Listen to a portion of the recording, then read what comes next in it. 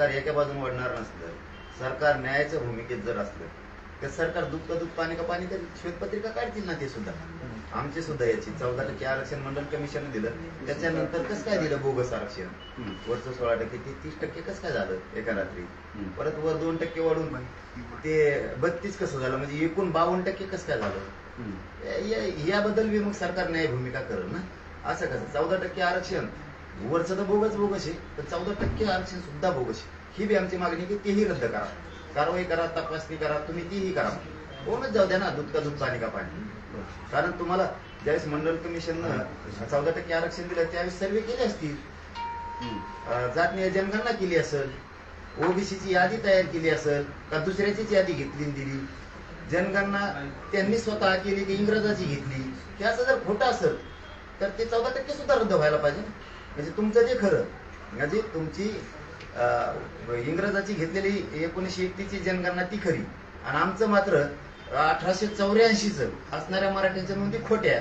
मग आता हे आता होणारच नाही, वारास प्रतिवार होणारच आहे. मंत्रिमंडळात जसं मराठा समाजाचे प्रश्न सोडवण्यासाठी मंत्र्याची समिती आहे, तशीच ओबीसीचे प्रश्न सोडवण्यासाठी समिती स्थापन करण्यासाठी मागणी होती, त्याचा निर्णय करण्यात येईल असं सरकारने सांगितलं. त्याबद्दल आमचा काही आक्षेप असायचं कारण नाही, फक्त समिती असावी.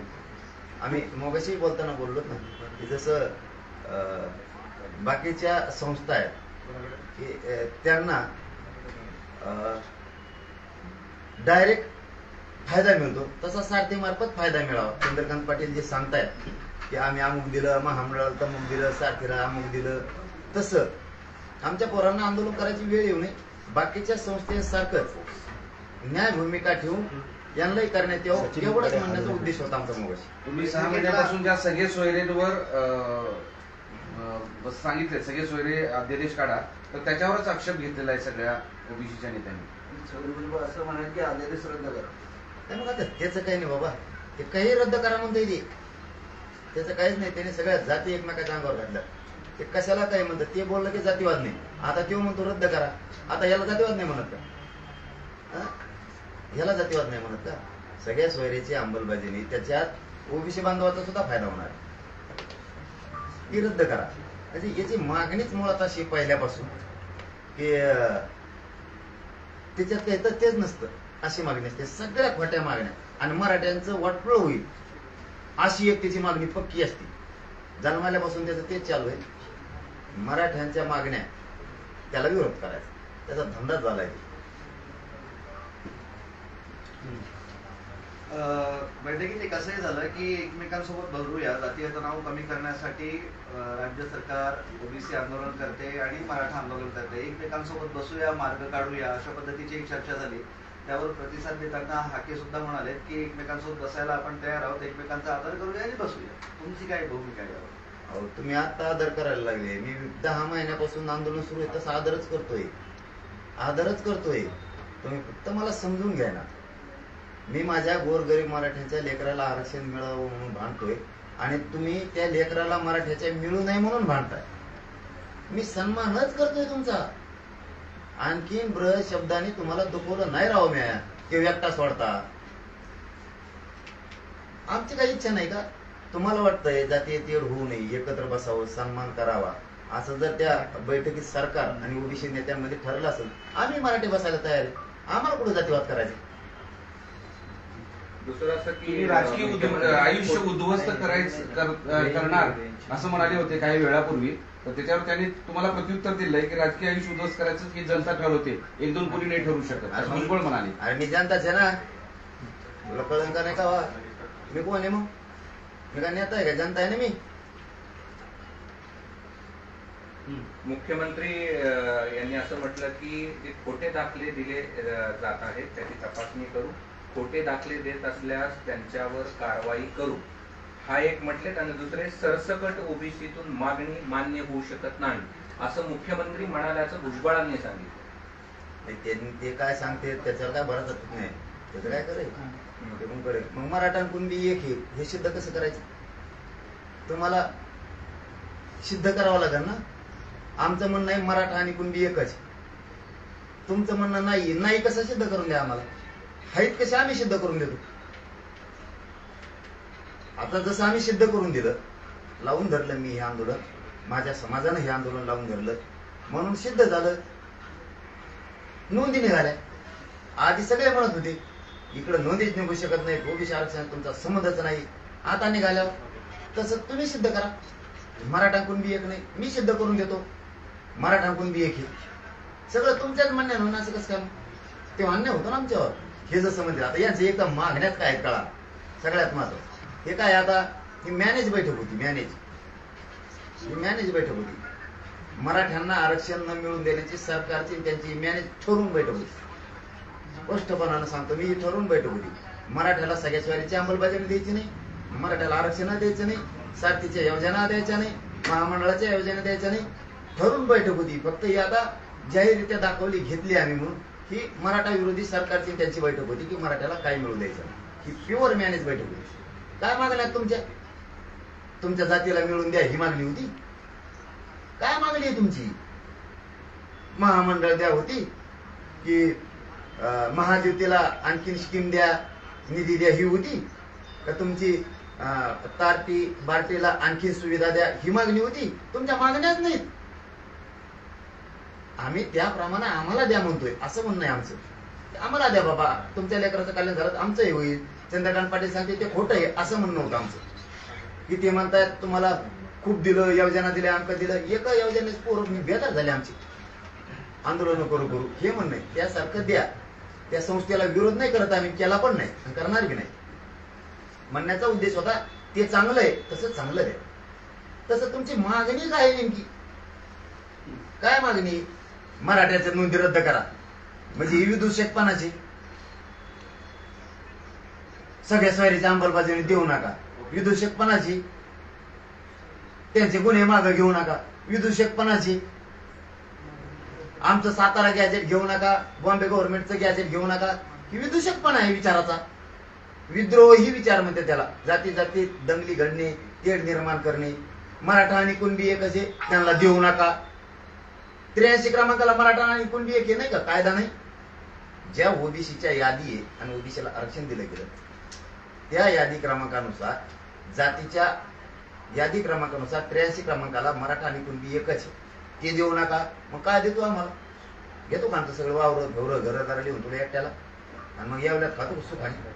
खोटे दाखल्याबाबतची तुमची काय भूमिका आहे? अरे खोटे मी तेच सांगतोय ना, खोटं नाहीच आहे ना. आता बाबा दादा, अरे 7-12 सापडला यार जमिनीचा.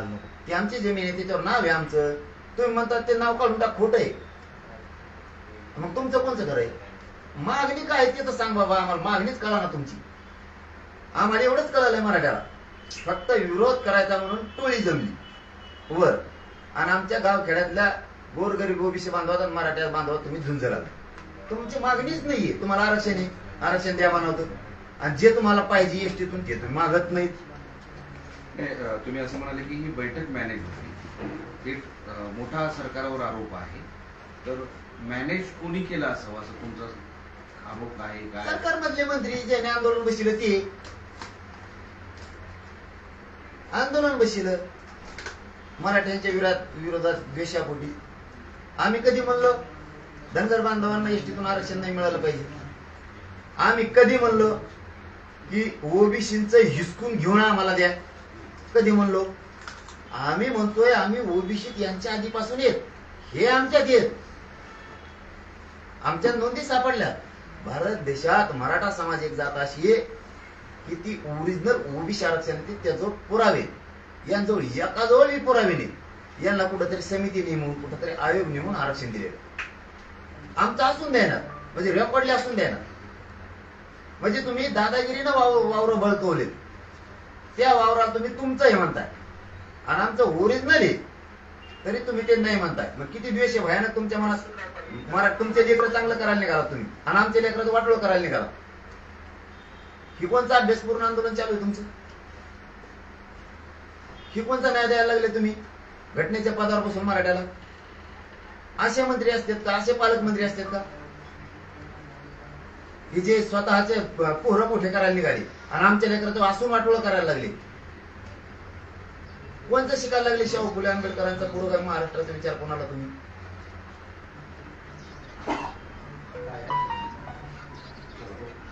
ते पंकजा मुंडेंनी एक ट्विट केलंय, त्यात त्यांनी आंदोलन कसं असावं आणि कसे विचार मांडावे, घटनेला अनुकरून कसं राहावं यासाठी एक ट्विट केलं आणि या आंदोलनातून म्हणजे वडीगोद्रीच्या आंदोलनातून काहीतरी शिका असा एक टोला लावला. चांगलं आहे ना, त्यांचे विचार चांगले आहेत. संविधानाच्या विचारावर आम्ही चालावं सांगतायत, चांगलं आहे. संसदेत चांगला मुद्दा मांडला होता त्यांनी, संविधानाच्या पदावर बसून मराठ्यांना आरक्षण मिळू नये. खूप संविधानाचा त्यांना अभ्यास मला नाही, पण चांगला विचार मांडला त्यांनी, चांगलं आहे. हातापाय तुळीत होते आमचे त्याच्या भाषणातून. त्यावेळेस त्यांचे मोर्चे निघाले होते मोठमोठे, त्यावेळेस खूप चांगलं होतं ते, पण अभ्यास पूर्ण सालच होतं. ते सुद्धा भाषा त्याला सुद्धा वारे वा मानणं गरजेचं होतं. परंतु ताई नाही म्हणल्या, या आंदोलनाला म्हणल्या, त्याच्यात खूप अभ्यास करून चांगला विचार आहे. जातीय सलोखा राखण्याचा चांगला विचार आहे, हरकत नाही. आम्ही त्या त्यांना विरोधक मानल्या नव्हतं कधी. चांगले विचार मांडायला लागले. मराठा समाजाच्या समस्यांसाठी जशी समिती आहे तशी ओबीसीची उपसमिती स्थापन केली जाईल असं मुख्यमंत्र्यांनी सांगितले. समस्या सोडवण्यासाठी त्याच्यात काही दुःख नसण्याचं कारण नाही आम्हाला. पोटजळी नाही आमची त्याच्यासाठी हो, एवढ्यासाठी पोटजळी नाही. आम्ही काही द्या, तुम्ही महायुती दिली, अनेक योजना दिल्या. मध्ये त्या पडळकर भाऊचं काहीतरी आंदोलन सुरू होतं, त्यावेळेस मी मला वाटतं काहीतरी महामंडळ काहीतरी दिलेलं आहे, मला आता फक्त माहित नाही. आमची पोटजळी नाही. तुम्ही उपसमिती द्या, ती पोटजळीच नाही आमची. तुम्ही आम्हाला काय विरोध करताय? आम्हाला काय मिळायला लागलं की आम्हाला जे येते त्यांना पाहिजे लगेच, तो अशी बरोबर आहे का? सारथीत मध्ये योजना आल्या तशाच आम्हाला द्या. एकदा आम्हाला ते वाट्याला नाही आल्या, उकड पडले मेल नाही लागला, आम्हाला द्या. आमच्याकडे कसं आंदोलनच काय चाललं हेच कळा नाही हो. सगळा महाराष्ट्र बघतोय, सगळे पत्रकार बघतेत, विश्लेषक बघतेत, साहित्यिक बघतेत. आमच्याकडे ते भेटायला आला, ते आला पाहिजे. ते बारीक लिहून रडत असतं ते, तुला चॉकलेट दिलं की मला चॉकलेट दिली, तुला लेमन गोळ्या दिल्या मग मला लेमन गोळ्या दिली, नाही का? ते त्यांच्याकडे कसं काय आले मग आमच्याकडे? हे काय भांडण आहे का? तुमच्याकडे 4 मंत्री आले तर आमच्याकडे सुद्धा 4 आलेच पाहिजे, यासाठी उपज आंदोलन असतं का? हे आंदोलनच कशासाठी मिळाला नाही? त्यांच्याकडे 4 मंत्री, आमच्याकडे 4 आमदार आले, आमच्याकडे लगेच या, नाही तर तू त्या जातीचा नाही, तू याच्या जातीचा नाही. मुख्यमंत्र्याला सुद्धा म्हणले ते मराठ्याच्या जातीचा म्हणून आला नाही. काय म्हणजे काय शिकावं छगन भुजबळनी हे सुद्धा जनतेला कळायला पाहिजे. तो काही शिकितो आणि मग आपण तसं बोलायचं. ही काय मागणी आहे? मला काहीच मिळाला का? तुम्ही या, त्यांच्याकडे कसं काय आले मग आमच्याकडे या. आम्ही एकदा म्हणूनच बो आणखी आमच्याकडे उलट आम्हाला फोन येते, आम्हाला भेट द्यायला यायचं. आम्ही इकडून सांगतो त्यांना यायचं असलं तेव्हा आम्ही बोलली तरी म्हणा. असं कणखर आंदोलन पाहिजे, कणखर. आता ठरते मी तिकडून कम नाही आला मग इकडून. आम्ही रिक्षात गेलो की त्यांना रिक्षातच जायचं, आम्ही ट्रक मध्ये गेलो त्यांना ट्रकीतच यायचं, आम्ही पाणी दिलं उसाला त्यांना द्यायचं. मग काही कोरडू असं, काही बागायती असं, काही नाही, तसंच पाहिजे लगेच. कसं माणसं राहो, कोणतं आंदोलन चालू होतं, आपण लहान मोठे भाऊ येत राहो, कसं आम्हाला जे पाहिजे. आता हुंबल झाली हो ही, आणि आम्ही ते आंदोलन केलं आम्हाला तिथंच करायचं, असं कुठं असतं का? तुम्ही म्हणताय की त्यांचं आंदोलन सरकारने मॅनेज केलंय, सरकारने मॅनेज बैठक घेतली आणि ओबीसी आंदोलनकर्ते म्हणतात की सरकारचा जरांगींना पाठिंबा आहे म्हणून ते आमच्याकडे दुर्लक्ष करतात. तुम्ही दोघेही घसरतात सरकारवर आहे, सरकार कोणासोबत आहे नक्की? आता सरकार सोबत असल्यावर इतकं बोलून ते किती धरून राहील? माझ्या संग कोणीच नाही राहा.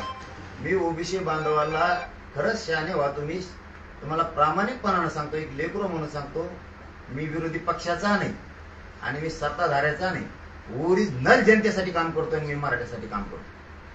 म्हणून तर मी धनगर बांधवाची मागणी लावून धरली, दलित बांधवांची लावून धरली, 12 बोलूच्या दादाची लावून धरली, लिंगायत समाजाची सुद्धा लावून धरली. याचा उद्देश आहे, मी जर कोणाला मॅनेज असतो तर तुमच्या मागण्या नसत्या घेतल्या, मी मग धोरण बघितलं असतं चाललो असतो.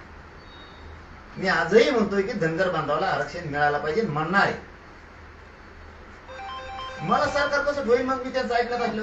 मी फक्त माझ्या पाठीशी मराठा समाज 1 करोडच्या संख्येने, बाकीचे कोणी नाही आणि मला गरज नाही कोणाची. आणि मी ते आरक्षण ओबीसीतून मराठ्याला मिळवून द्यायला गंभीर आहे. आमचं कायदेशीर आहे, घटनेत आहे, त्यामुळे आम्ही ते मिळवणार आहेत. आमचा हक्काच आहे, आमच्या नोंदी आहेत, पुराचे पुरा मराठवाडा आरक्षणात आहे, तो आम्ही घालणार आहे. आम्हाला वाटल ते झुंज द्यायला आम्ही तयार आहेत, वाटल त्या टोकाचं आंदोलन करायला तयार आहे. असून जर तुम्ही एवढं करणार असाल तर आम्हाला नाही, आम्ही किती ताकदीनं करू. आता आमचे सुद्धा सगळ्या पक्षातले मराठी एक होणार आहेत. आज चांगला संदेश गेला मराठ्यांसाठी. तुम्ही जे करताय येवल्यावाला ते आमच्यासाठी खूप फायद्याचं होतं. ते जे करील ते आमच्या फायद्याचं होतं. आज सगळे जण गोळा करून नेले ना, आता आमचे सुद्धा एकत्र होणार आहे. कारण ते जर त्यांच्या जातीसाठी भांडायला जाऊ शकते तर आमचे सुद्धा आमच्या जातीच्या आरक्षणासाठी भांडायला येऊ शकते. मराठ्यांना सुद्धा माझं आव्हान आहे, मतासाठी आणि निवडून येण्यासाठी जातीचं वाटोळं होऊन देऊ नका. वेळ आली ती एक वेळ पडा, पण जातीच्या पाठीमागून हटू नका. जातीच्या पाठीशी उभा राहा, पोरांच्या पाठीशी उभा राहा. तुम्ही काय गल्लत करताय, मला निवडून यायचंय, मला त्याचं मतदान घ्यायचं, मला याचं मतदान घ्यायचं, जातीचं उभं राख होईल ना. नको करून त्या घनबारने मतदान केलं तर शिका जरा त्यांच्याकडून. आजची बैठक मराठ्यांना शिकण्यासारखी. आंदोलन कुणाचं आणि शिष्टमंडळ कोणी, किती शिकण्यासारखं आहे. बिगर पाण्याचे हे मेले किडण्या यांचं जाणार आहेत उद्या. आणि येवल्यावाला गेलाय कांदे ऐकणारा, त्याच्यावर आता मंत्रीपद त्योच हटपिणार. पुढचं त्याचं दुकान लावून घेतलं तिने, लगेच काटा माप सगळं आणलं तिने. बाजारात दुकान मांडलं तिने. आता दुकान मांडायला जागा धरायला पक्का पटकून पोत टाकी तो बाजारात येऊन टाकलाच त्याच्यावर. बारामतीत आंदोलन सुरू होतं धनगर बांधव, त्या टायमाला हिने असंच केलं. झुंजले बिचारे ती मलिदा खाल्ला ये नाही. हे लय राईट काम करतय. पण हे मराठ्यांसाठी खूप महत्वाचं झालंय.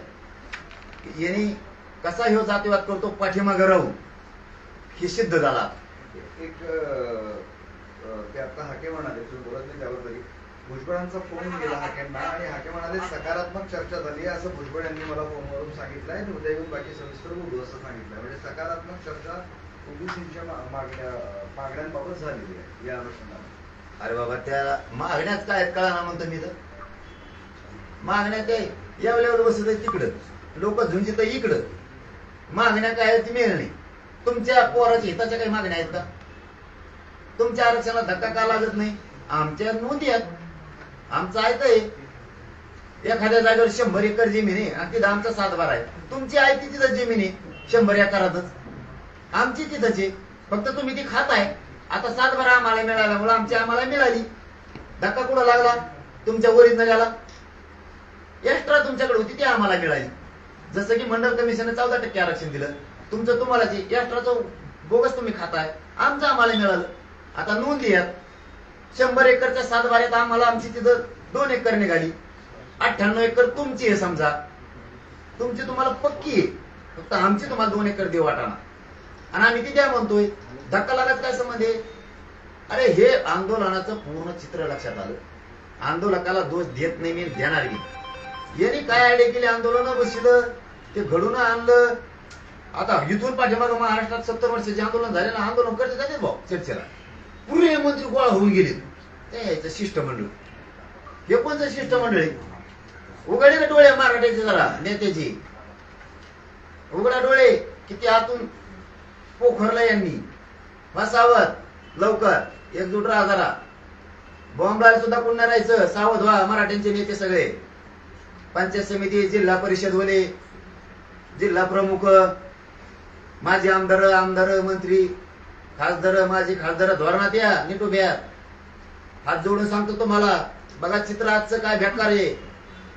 मागणी नाही काही नाही तरी मराठ्याच्या विरोधात हे पडले. मराठ्याच्या नोंदी रद्द करा. पटताय का मराठ्याच्या नेत्याला? आपल्या मिळालेल्या नोंदी रद्द करा म्हणते. तुमच्या लेकराचं उद्या वाटोळ होणार आहे. पटलं का मराठ्याच्या नेत्याला? आणि पटलं नसलं तर सगळे आंदोलनात सहभागी होऊन मराठ्यांना न्याय द्यायचं काम करा. काही बोगस दाखले दिलेले आहेत, त्याबाबत पडताळणी केली जाईल अशा प्रकारचं मुख्यमंत्र्यांनी म्हटलं. अहो, आमचं बोगस नसून बोगस म्हणायला लागले. मॅनेज बैठक नाही तर काय? मॅनेज बैठक नाही तर काय? आम्हाला द्यायचं नाही. आम्ही 13 तारखेपर्यंत वाट बघणार आहे. आम्हाला माहिती आहे तुम्ही यांच्या दबावात, त्या ओबीसी नेत्याच्या दबावात त्याची कॅबिनेट सुद्धा रद्द केली. वाटोळा करायला निघाला तुम्ही आमचं गोड बोलून. आता तुम्ही नोंदी कारवाई करणार त्याच्यावर खऱ्या असल्या तरी बी. अहो, खऱ्या असून प्रमाणपत्र देणारा अधिकारी काय कारवाई करता रे? ते नोंदी मिळालं प्रमाणपत्र सुद्धा लोकांना देणार. 3 महिने झाले लटकून ठुलंय. कचाकच ते आदेश देता येत नाहीत का? ज्या नोंदी येत्या दनादन द्या म्हणून नोंदी कुठं बोगस असतात. अधिकारी सापडायला कोण? तुमचे. प्रमाणपत्र देणारे कोण? तुमचे. आणि बोगस कोण आहे? आम्ही का अधिकारी? बोगस पंचायत. काय बोलता सरकार तरी? सरकारला तरी कळायला पाहिजे आपण काय बोलतोय. आणि मराठा समाजाची नाराजी अंगावर घेतोय. म्हणजे नोंदी शोधल्या तुम्हीच तपासल्या. रेकॉर्ड तपासायला तुम्ही. रेकॉर्डवर तुमच्या जवळ आहे. आमच्या गोडांमध्ये नाही म्हणून काय करावं? रस्त्यात लिहित बसलो आम्ही त्याच्यावर. गोडांना तुमच्याची खोल्या तुमच्या जवळ, चाव्या तुमच्याजवळ, अधिकारी तुमचे, शिपाई तुमचे, कलेक्टर तुमचे, समिती तुमची, मंत्री तुम्हीच. आणि आमच्या डुप्लिकेट. काय बोलता? एकही नोंद रद्द नाही झाली पाहिजे. एकही. त्यांचा दबाव येऊन आमची नोंदी जर रद्द केल्या ना तर तुम्हाला मागात पडेल. सरळ सांगतो. आणि हैदराबादचे गॅजेट सुद्धा लावून घ्या. सरळ सांगा सरकारनं. शिंदे साहेब आणि फडणवीस साहेब तुम्हाला विनंती करत सांगतो, सरळ सांगा. त्यांच्या नोंदी सापडल्या, आम्हाला आरक्षण द्यावंच लागणार आहे. हैदराबादचं गॅजेट हे आम्हाला लागू करावंच लागणार आहे, कारण मराठा ओबीसी आहे. सातारा संस्थांचं बॉम्बे गव्हर्नमेंटचं गॅजेट सुद्धा लावावं लागणार आहे. सगळ्या सोयऱ्याची अंमलबजावणी आम्ही दिलेल्या व्याख्याप्रमाणे लावत लागणार. तुम्ही सरळ सांगा. उद्या सकाळी जातीवाद बंद होईल. खरं बोला आणि स्पष्ट बोला तुम्ही. आता नोंदी सापडलेला आम्ही रद्द नाही करू शकत. एकाही नोंदीवर कारवाई नाही झाली पाहिजे. एका सुद्धा. कारण सगळ्या खऱ्या आहेत. आणि जर आमच्या एका नोंदीवर कारवाई झाली तर मंडल कमिशननं दिलेल्या 14% आरक्षणावर सुद्धा कारवाई झालीच पाहिजे. आणि वरचं सुद्धा 16% बोगस आरक्षण रद्द केलं पाहिजे. Thank you sir. चलो धन्यवाद बॉस.